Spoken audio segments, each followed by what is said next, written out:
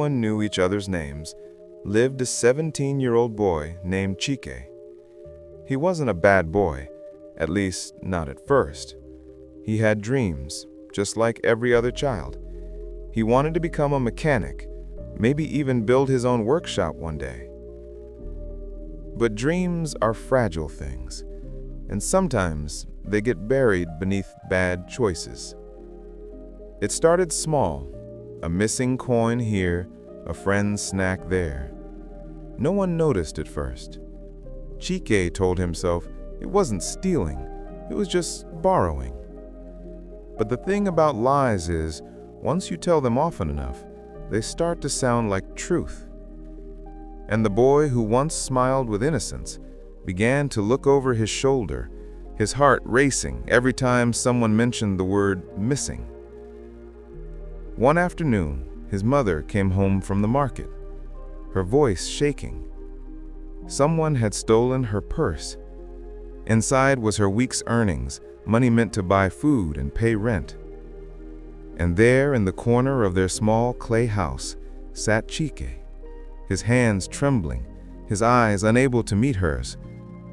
She looked at him, and in that silence, between her tears and his guilt, something inside him broke. That night, he ran away. He didn't know where he was going. All he knew was that he couldn't face her anymore. He wandered the streets for days, hungry, ashamed, angry at himself. People looked at him with suspicion, others turned away. The same boy who once helped neighbors fix their bicycles was now whispered about like a curse. One rainy evening, Chike found shelter in an abandoned shed. Cold, shivering, with nothing but his torn shirt, he cried for the first time in years. And in that darkness, he whispered, "God, if you're still there, please help me stop." Sometimes rock bottom isn't the end, it's the beginning. Because that same night, an old man passing by heard him crying. The man's name was Mr. Obi, a retired carpenter known for taking in troubled youths. He gave Chike food, a blanket, and silence. Not lectures, not judgment, just kindness. Days turned into weeks, and under Mr. Obi's roof, Chike began to learn again. Not just carpentry, but honesty, discipline, and faith.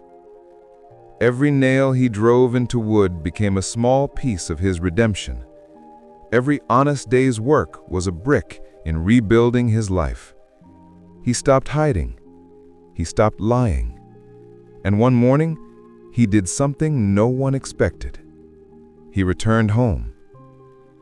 His mother was sweeping the compound when she saw him.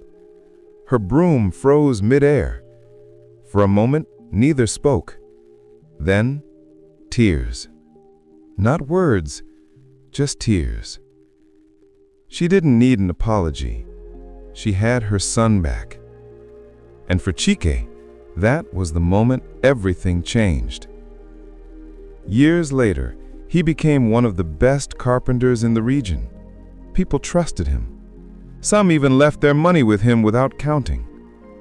He would smile and say, "I used to steal, now I build." Because sometimes the greatest battles we fight aren't against others, they're against ourselves.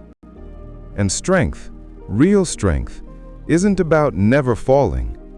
It's about standing up after the fall and deciding to walk a different path.